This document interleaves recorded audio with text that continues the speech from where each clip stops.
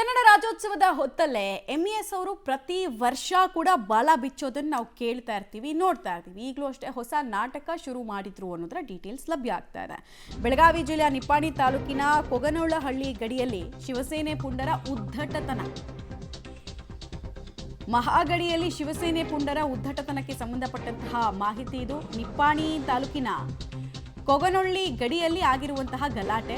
ಬೆಳಗಾವಿ ಜಿಲ್ಲೆಗೆ ನುಗ್ಗೋದಕ್ಕೆ ಶಿವಸೇನೆ ಪುಂಡರು ಯತ್ನಿಸಿದ್ದಾರೆ. ಅವ್ರಿಗೂ ಗೊತ್ತದ ಆಗಲ್ಲ ಅಂತ, ಆದರೂ ಸುಮ್ಮನೆ ಬಂದು ಏನೋ ಒಂದು ದೊಡ್ಡ ಡ್ರಾಮಾ ಮಾಡಿ ನಾವು ಭಾಷೆ ಪರವಾಗಿ ಮರಾಠಿಗರ ಪರವಾಗಿ ಇದ್ದೀವಿ ಅಂತೆಲ್ಲ ಹೇಳಿ ಬೆಂಕಿ ಹಚ್ಚೋ ಕೆಲಸ.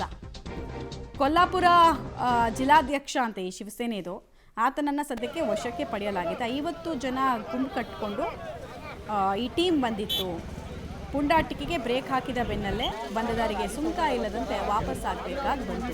ಗೊತ್ತಿದೆ ಅವ್ರ ಒಳಗಡೆ ಬಿಟ್ಕೊಳ್ಳಲ್ಲ, ಅವಕಾಶ ಮಾಡಿಕೊಡಲ್ಲ ಅಂತ. ಆದರೂ ಒಂದು ಡ್ರಾಮಾ ಮಾಡೋದು ಅಂದರೆ ನಮ್ಮ ಅಸ್ತಿತ್ವ ಇದೆ, ನಮ್ಮ ಬೆಳೆಕಾಳು ನಾವು ಇನ್ನೂ ಬೇಯಿಸ್ತೀವಿ, ಅವಕಾಶ ಕೊಟ್ಟರೆ ಅಂತೆಲ್ಲ ತೋರಿಸೋದಷ್ಟೇ. ಅವರು ನಾಡದ್ರೋಹಿಗಳನ್ನು, ಅವರ ನಾಟಕವನ್ನು ನೀವು ಗಮನಿಸ್ತಾ ಇದ್ದೀರಾ ನಿಪ್ಪಾಣಿ.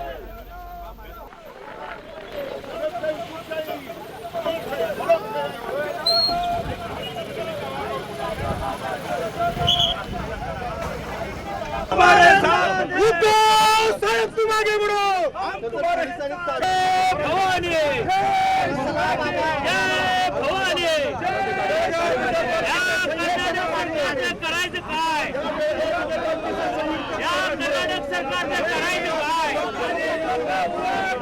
बेळगाव बिदर पालखीचं संयुक्त महाराष्ट्र, बेळगाव बिदर पालखीचं संयुक्त महाराष्ट्र, बेळगाव बिदर पालखीचं संयुक्त महाराष्ट्र.